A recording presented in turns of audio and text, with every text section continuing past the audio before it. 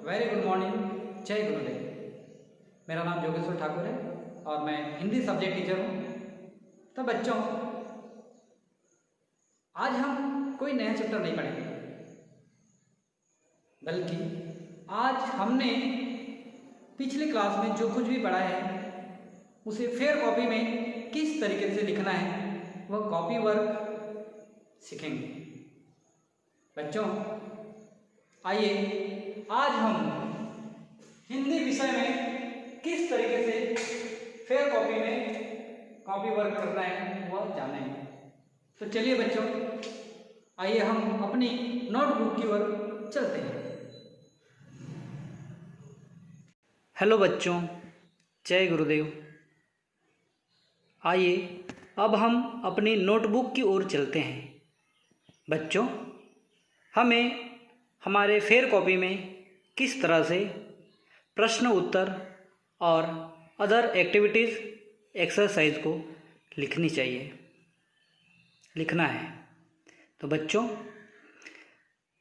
आप लोगों को पता ही है कि अपनी कॉपी में पेज नंबर और डेट लिखने के लिए एक कॉलम दिया हुआ रहता है, जैसे आप लोगों को दिख रहा होगा। बच्चों, आपको जिस डेट पर यह वीडियो मिला है उस डेट को इस कॉलम में मेंशन करेंगे। यदि अपने नोटबुक में यह कॉलम नहीं दिया है तो इस कॉर्नर पर डेट मेंशन कर सकते हैं। बच्चों, आइए अब हम आगे देखते हैं कि अपनी नोटबुक में किस तरह से प्रश्न उत्तर को लिखना है। बच्चों, जैसे यहाँ पे लिखा है पार्ट 1 वर्णमाला इंडेक्स। बच्चों, प्रश्न उत्तर को लिखने से पहले हमें उसका इंडेक्स बनाना चाहिए। इंडेक्स से हमें यह स्पष्ट होता है कि हम किन किन प्रश्नों को आगे में एक्सप्लेन किया है। इंडेक्स देखकर पता चल जाता है। तो बच्चों, जैसे कि यहाँ पे वर्णमाला हाईलाइट किया हुआ है, ये पार्ट का नाम है। फिर इंडेक्स, इस तरह से हमें स्पष्ट होना चाहिए कि हमने किन किन टॉपिक को आगे में एक्सप्लेन किया है। जैसे फर्स्ट नंबर है हिंदी भाषा के स्वर एवं व्यंजन वर्णों को लिखिए। दूसरा है रिक्त स्थान पूर्ति कीजिए। तीसरा क्वेश्चन है शब्द बनाइए। चौथा है निम्नलिखित में से व्यंजन वर्णों को रेखांकित कीजिए। तो बच्चों, ये हुआ इंडेक्स। अब हम आगे देखते हैं प्रश्नों को किस तरह से एक्सप्लेन किया है। तो बच्चों, आप लोगों को दिख रहा है, फिर से हमने लिखा है पार्ट 1 वर्णमाला हाईलाइट किया हुआ है। अब प्रश्न नंबर 1 हिंदी भाषा के स्वर एवं व्यंजन वर्णों का लेखन।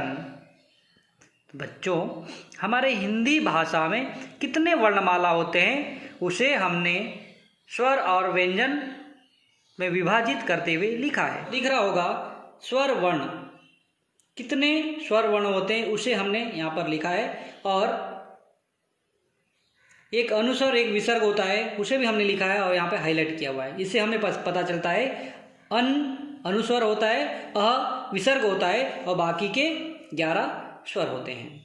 उसी तरह से व्यंजन वर्णों भी हमने यहाँ पे डिफाइन किया है बच्चों, हाईलाइट किया हुआ है।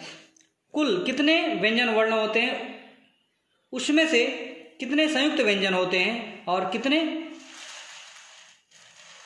अतिरिक्त व्यंजन होते हैं उसे हमने यहाँ पर हाईलाइट किया हुआ है। बच्चों, आप लोगों को भी अपने नोटबुक में इसी तरह से हाईलाइट करना है।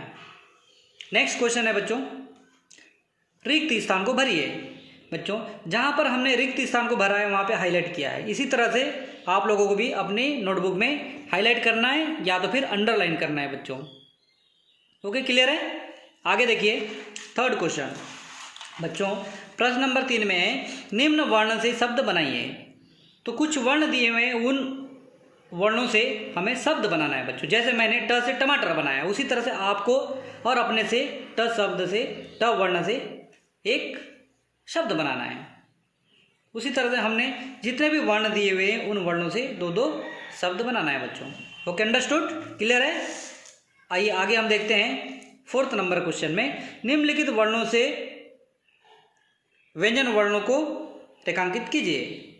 तो बच्चों यहाँ पे स्वर और व्यंजन वर्ण मिक्स किए हुए हैं, मिलाकर लिखे हुए हैं। तो इनमें से कौन कौन से व्यंजन वर्ण होते हैं बच्चों, उनको रेखांकित करना है, उनके नीचे अंडरलाइन करना है, और हो सके तो आप उन्हें हाईलाइट कर सकते हैं जिस तरह से हमने किया है। इस तरह से हमें अपने फेयर कॉपी में लिखना है बच्चों। ओके, आप लोगों को समझ में आ गया, क्लियर है कि हमें कॉपी वर्क कैसे करना चाहिए। ओके, वेरी गुड, धन्यवाद, जय गुरुदेव।